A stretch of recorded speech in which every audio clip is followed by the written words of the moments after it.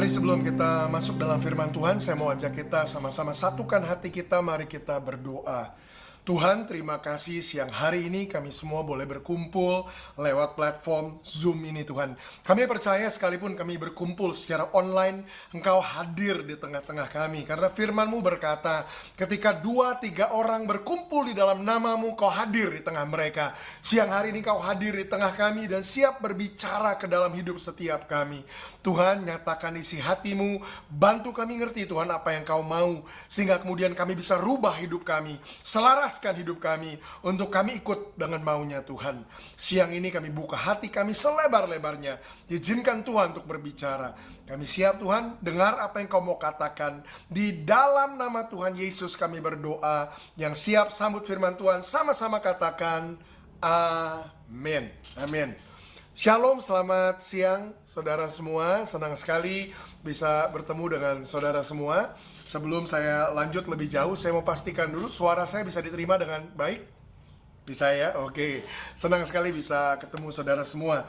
Saya rasa ini pertama kalinya saya bicara di persekutuan doa ini ya, PD Kantor Ribka.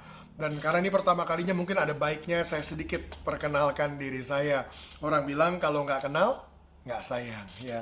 Nama saya Daniel, saya sudah menikah, saya punya 1 orang istri saja, tapi saya punya 2 orang anak perempuan. Jadi hidup saya dikelilingi oleh perempuan-perempuan yang luar biasa. Saat ini saya melayani di Jakarta, saya menggembalakan satu gereja lokal namanya Kingdom Embassy. Itu adanya di daerah Jakarta Pusat di Wahid Hashim. Tahun ini masuk tahun ke berapa? Ke 24 saya melayani Tuhan. Jadi sudah 24 tahun ini saya berkhotbah, saya mengajar, saya lakukan apa yang saya lakukan. Mungkin saudara lihat penampilan saya, kok kayaknya pastor belum terlalu tua. Udah 24 tahun. Ya puji Tuhan, saya mulainya muda.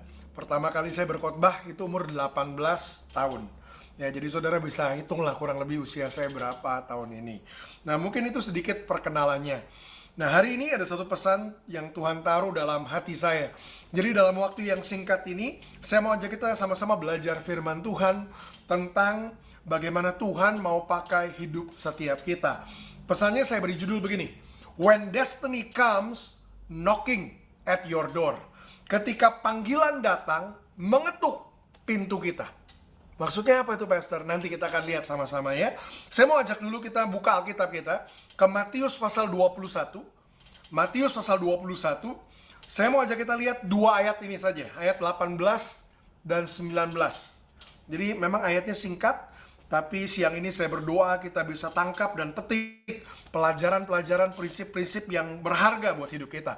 Matius 21 ayat 18 dan 19. Saya bacakan buat saudara.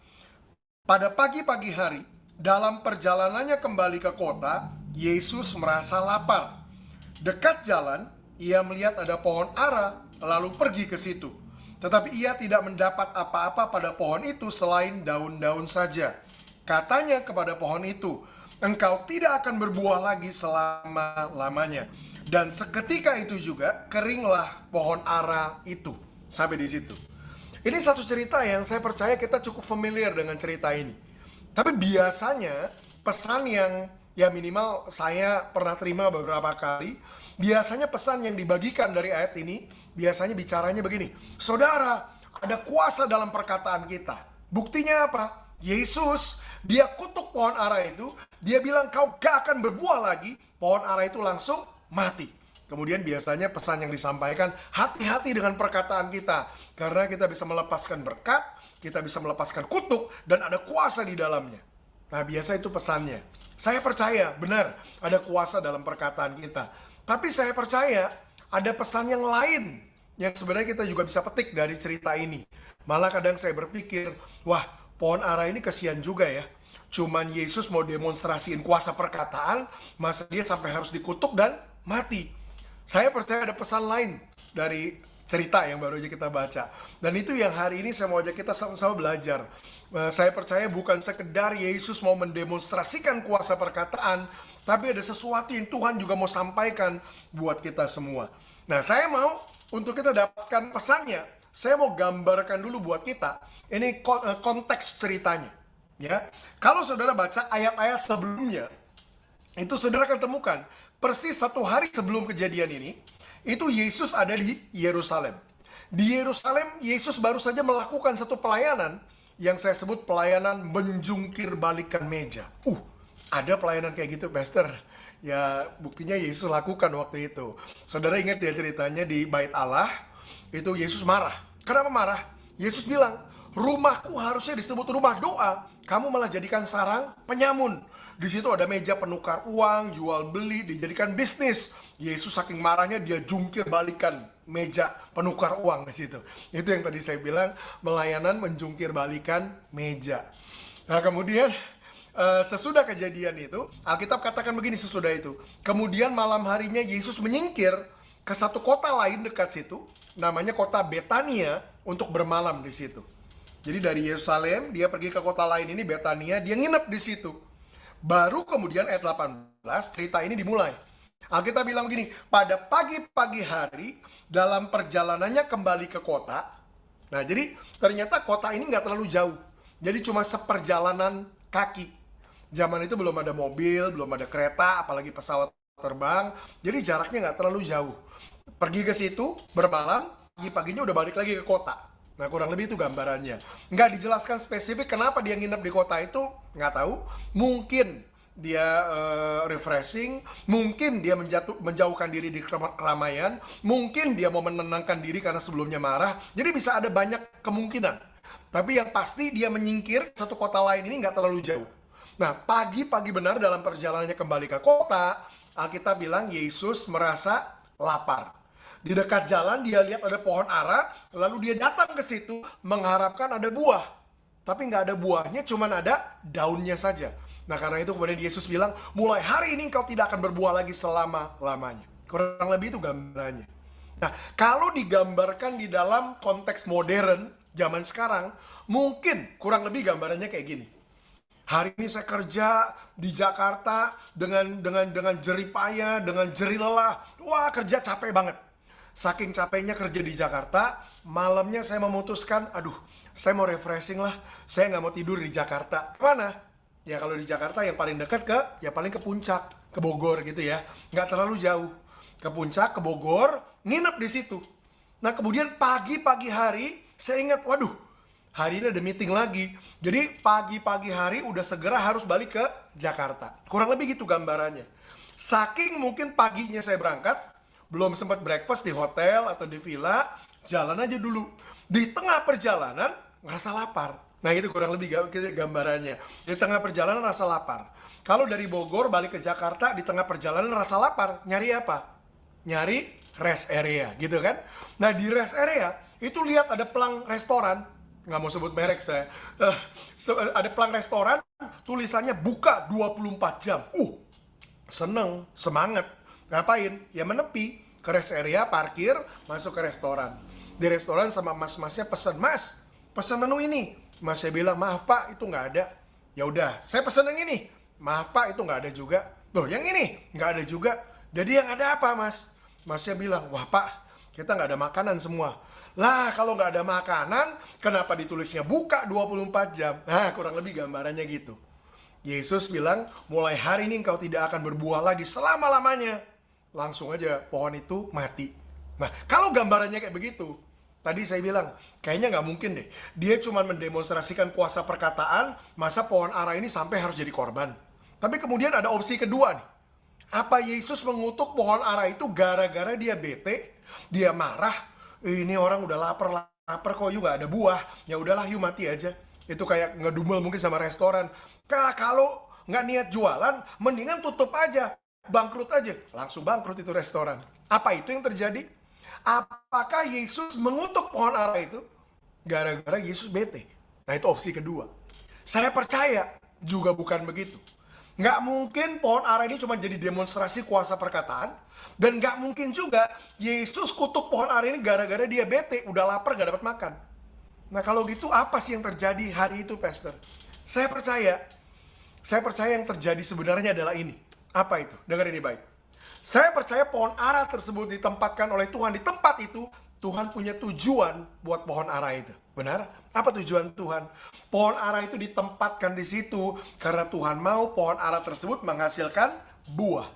Nah, ketika di mata Tuhan, pohon ara tersebut tidak menghasilkan yang seharusnya pohon ara itu hasilkan, maka di mata Tuhan tidak ada gunanya pohon ara tersebut berdiri lebih lama.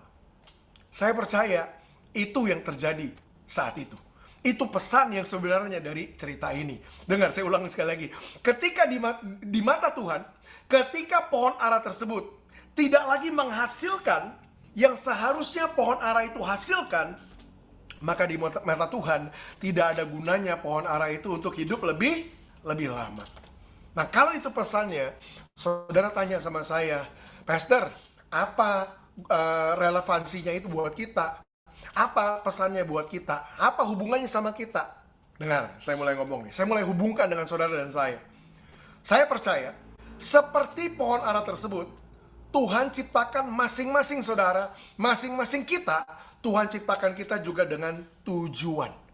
Tuhan juga punya alasan kenapa Tuhan ciptakan kita semua. Jadi Tuhan gak sekedar iseng melahirkan masing-masing kita di bumi ini. Tuhan punya tujuan. Coba katakan masing-masing tujuan. Tuhan punya tujuan buat saudara, Tuhan punya tujuan buat saya. Dan dengar saya ngomong, ketika Tuhan tidak bisa menemukan yang harusnya kita hasilkan, itu kita hasilkan dalam hidup kita. Bagaimana kalau seperti pohon ara itu, Tuhan menganggap tidak ada gunanya untuk kita hidup lebih lama. Waduh, kok jadi serius ya pesannya? Bener, pesan ini serius. Di mata Tuhan, Tuhan punya alasan kenapa pohon ara itu diciptakan. Seperti halnya Tuhan punya alasan kenapa menciptakan saudara, menciptakan saya. Itu sebabnya ketika kita hidup, kita harus pastikan kita menghasilkan apa yang Tuhan mau hidup kita hasilkan, sehingga hidup kita tidak seperti pohon ara itu. Saya sebut pohon ara ini mati secara tragis. Maksudnya apa tragis? Dia mati sebelum waktunya. Sebelum hari itu, pohon ara ini masih berdiri dengan kokoh, berdiri dengan kuat. Tapi ketika Tuhan tidak bisa menemukan yang harusnya dia hasilkan, di mata Tuhan gak ada gunanya dia hidup lebih lama. Dalam hidup kita harus pastikan kita memenuhi tujuan hidup kita. Kita harus hasilkan yang Tuhan mau hidup kita hasilkan. Itu sebabnya hari ini saya mau ajak kita belajar dari pohon ara ini. Supaya apa? Supaya kita tidak mengalami pengalaman atau kejadian yang tragis yang pohon ara ini alami. Apa yang harus kita belajar? Apa yang kita harus ngerti supaya kita hidupin hidup kita dengan benar? Saya percaya ada 4 pelajaran yang kita bisa petik dari pohon ara ini. Ada 4 pelajaran kalau saudara dan saya mau hidup kita ini memenuhi tujuan yang Tuhan punya buat hidup kita. Apa 4 pelajaran itu? Yang pertama, Alkitab katakan begini, di tengah perjalanan kembali ke kota, Yesus merasa lapar. Kemudian Alkitab bilang begini, di dekat jalan ia melihat ada pohon ara, lalu pergi ke situ. Di dekat jalan dia melihat ada pohon ara. Perhatikan ini, pohon ara tersebut ditempatkan Tuhan di tempat yang spesifik di mana Tuhan mau pohon ara itu berada. Alkitab bilang pohon ara itu ada di dekat jalan, bukannya di belakang jalan, bukan di kejauhan jalan, bukan nun jauh di sana. Kenapa? Karena kalau pohon ara itu nggak ada di situ, waktu Yesus lewat, pohon ara itu nggak akan ketemu. Jadi pohon ara tersebut ditempatkan Tuhan di tempat yang spesifik di mana Tuhan mau pohon ara itu berada. Apa hubungannya sama kita, Pastor? Seperti pohon ara itu, saya percaya setiap kita pun Tuhan tempatkan spesifik di tempat di mana Tuhan mau kita berada. Tuhan lahirkan saudara di negara di mana Tuhan mau saudara lahir. Tuhan besarkan saudara di tempat di mana Tuhan mau saudara dibesarkan. Tuhan bahkan taruh saudara di kantor di mana Tuhan mau saudara bekerja hari ini. Tuhan bahkan tempatkan saudara di lingkungan pemukiman, tempat tinggal, di tempat di mana Tuhan mau saudara berada. Ada alasannya, ada tujuannya. Kenapa poin ini penting kita ngerti? Karena selama kita nggak ngerti poin ini, maka selamanya kita akan mempertanyakan pertanyaan-pertanyaan yang salah dalam hidup kita. Saya ketemu terlalu banyak orang yang punya pertanyaan yang salah. Pertanyaan yang bunyinya begini, kenapa ya Pastor? Kenapa ya Tuhan tempatkan saya jadi orang Indonesia? Kenapa ya Pastor saya harus tinggal di kota Jakarta? Aduh Pastor, apalagi kerjaan saya. Saya juga nggak ngerti kenapa saya bisa kerja di kantor saya. Aduh, lingkungan tempat tinggal saya apalagi. Aduh, saya udah males tinggal di situ. Kenapa sih saya harus tinggal di rumah saya sekarang? Terlalu banyak orang tanya pertanyaan-pertanyaan yang salah yang gak akan bawa mereka menuju menemukan tujuan hidup mereka.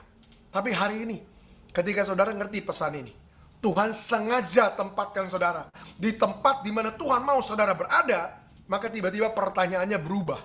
Bukan lagi, kenapa sih saya harus jadi orang Indonesia? Ketika saudara ngerti Tuhan sengaja jadikan saudara orang Indonesia, pertanyaannya berubah. Apa yang Tuhan mau dengan saya jadi orang Indonesia? Apa yang Tuhan mau dengan saya tinggal di Jakarta? Kenapa Tuhan tempatkan saya di kantor ini? Apa alasannya? Kita mulai cari tahu alasan Tuhan menempatkan kita di tempat di mana kita berada hari ini. Kita bukan lagi mempertanyakan Tuhan, tapi kita mulai cari tahu dari Tuhan, kenapa kita ditempatkan di sini. Jadi selama pertanyaannya salah, kita nggak akan pernah ketemu jawaban yang benar. Tapi the moment kita ngerti, Tuhan sengaja tempatkan kita di tempat di mana Tuhan mau kita berada, kita mulai tanya, kenapa ya Tuhan mau saya di sini? Kenapa ya Tuhan mau saya kerja di kantor saya ini? Kenapa ya Tuhan tempatkan saya di lingkungan tempat tinggal yang kayak gini? Kita mulai cari tahu rencana Tuhan atas hidup kita di tempat di mana Tuhan tempatkan hidup kita. Jadi yang pertama, sengaja Tuhan tempatkan saudara di tempat di mana Tuhan mau saudara berada hari ini karena Tuhan punya tujuan buat hidup saudara. Yang jadi problem, ini problem kita. Manusia punya cara, punya perhitungan itu berbeda dengan Tuhan. Kita nih seringkali yang ngelihat sesuatu, menilai sesuatu menurut kacamata kita.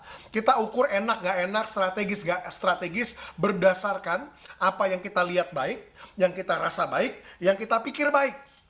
Tapi Tuhan punya cara berpikir atau cara memutuskan yang berbeda sama kita.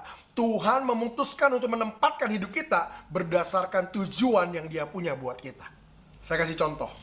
Dalam Alkitab ada satu cerita, ini cerita lain ini tentang Abraham dan keponakannya Lot. Saudara ingat cerita itu?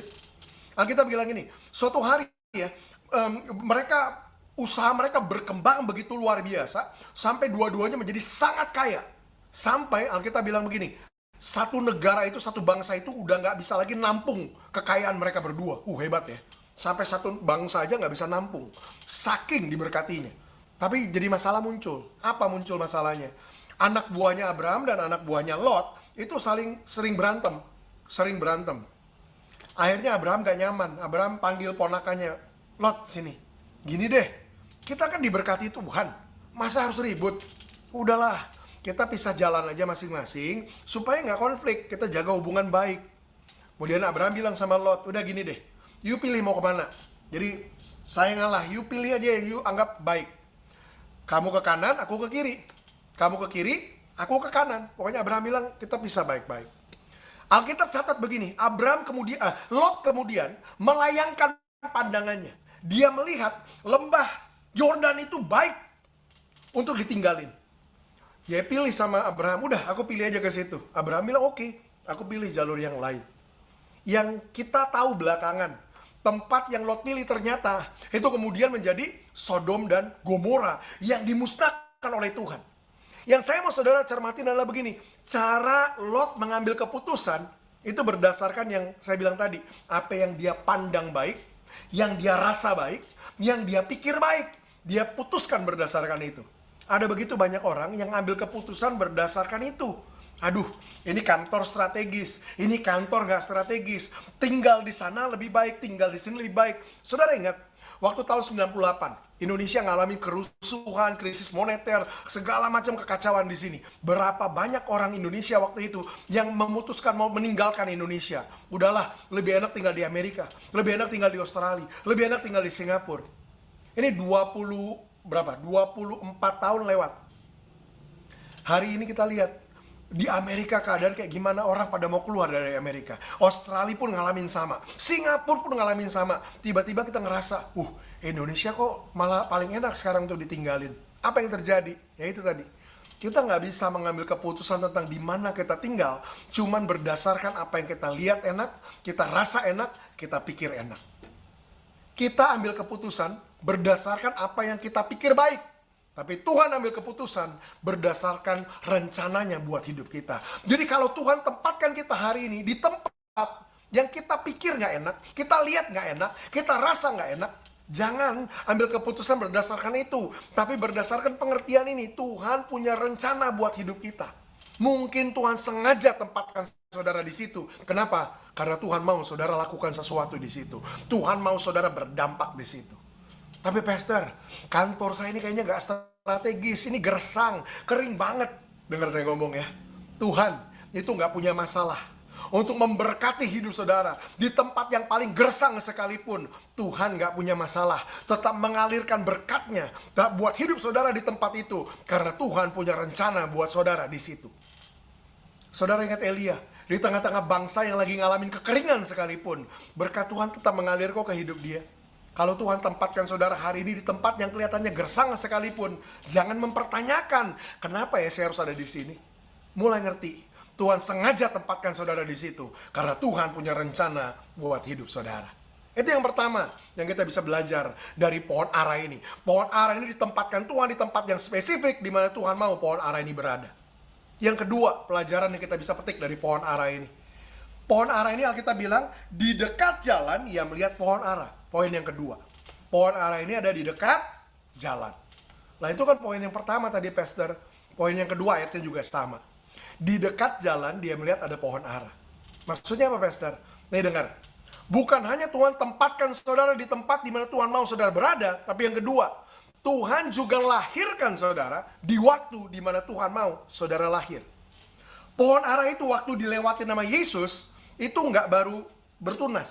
Nggak masih baby. Kalau masih baby, Yesus datang ke situ, mana buah kamu? Pohon aranya bisa jawab balik, hello Yesus, aku kan masih bayi, mana ada buah? Enggak.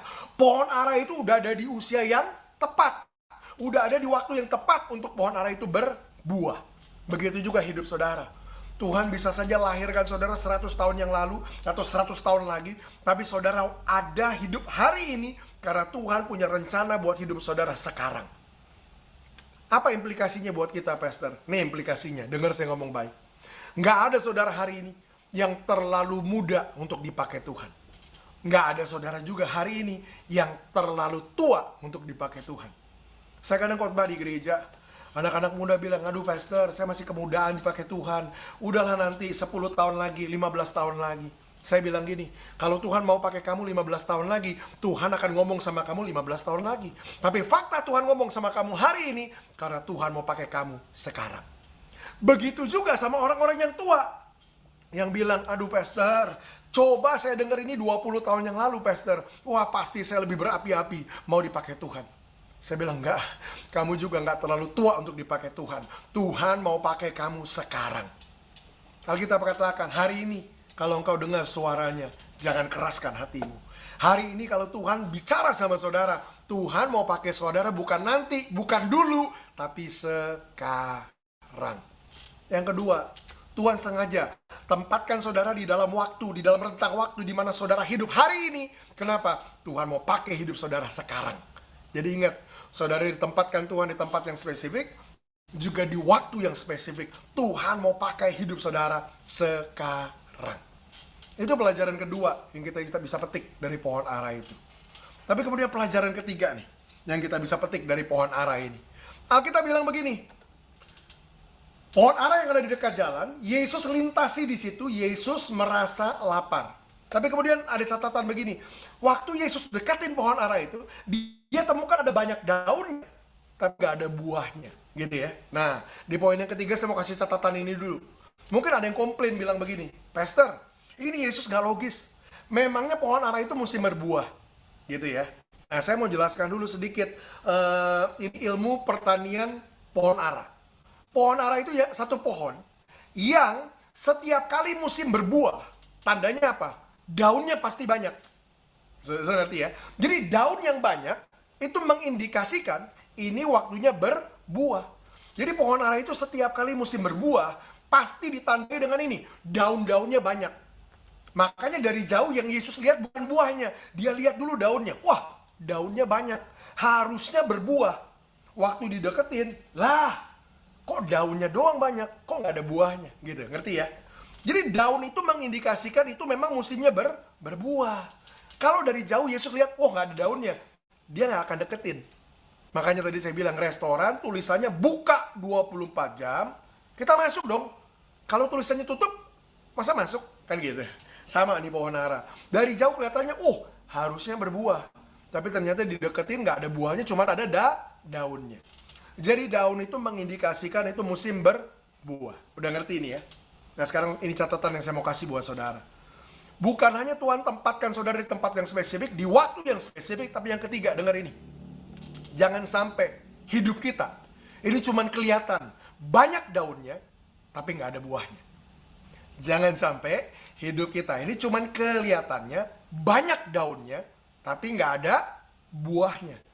Maksudnya apa tuh pastor? Kelihatan banyak daunnya. Dengar ya, jangan sampai hidup kita ini cuman begini, kelihatannya Kristen, kelihatannya rohani, tapi waktu orang deketin, cermatin, lah kok nggak ada buahnya.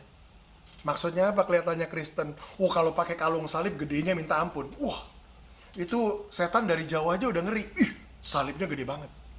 Bawa Alkitab kemana-mana, pendeta juga minder. Alkitab dia gede banget. Kita minder rasanya. Tapi ketika lihat kelakuannya, nah, lah kok begini? Kelihatannya rohani, tapi isinya rohana. Nah loh, itu loh. Cuman banyak daunnya, tapi nggak ada buahnya. Dengar, jangan sampai hidup kekristenan kita cuman kelihatannya banyak daunnya, tapi nggak ada buahnya. Kelihatannya rohani itu begini. Wah, kalau ngomong keluarnya ayat, bercanda ayat, maki-maki orang juga pakai ayat. Waduh, serem ya. Ya kelihatannya rohani, tapi nggak ada buahnya. Kita harus pastikan. Yang ketiga, hidup kita harus menghasilkan buah. Itu poin yang ketiga. Tuhan bukan cuma tempatkan saudara di tempat di mana Tuhan mau saudara berada, di waktu di mana Tuhan mau saudara hidup, tapi yang ketiga, kita harus pastikan hidup kita menghasilkan buah. Jangan cuma produksi banyak daun, tapi harus hasilkan buah. Nah, karena waktu saya nggak panjang, saya mau buat simple pengertian tentang buah. Karena banyak kita berteori tentang buah, tapi ujung-ujungnya bingung buah itu apa. Saya mau buat simple, sesimpel-simpelnya. Apa itu buah? Buah adalah apa yang hidup saudara produksi, yang hidup saudara hasilkan, yang bisa bermanfaat buat orang lain. Itu namanya buah. Kenapa saya kasih penjelasan buah itu seperti itu? Karena dengar prinsip ini. Karena nggak ada pohon yang memakan buahnya sendiri. Bener apa bener? Nggak ada ya. Pohon yang memakan buahnya sendiri itu nggak ada. Artinya apa?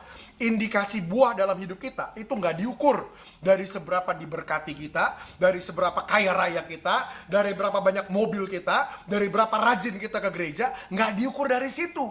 Karena selama semua itu hanya baru kita nikmati sendiri, kita belum berbuah.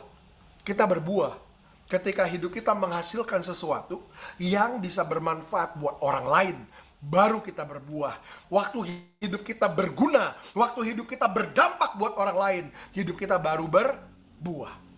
Jadi poin yang ketiga, kita harus pastikan hidup kita ini berbuah. Hasilkan sesuatu yang bisa dinikmatin orang lain, berdampak buat orang lain.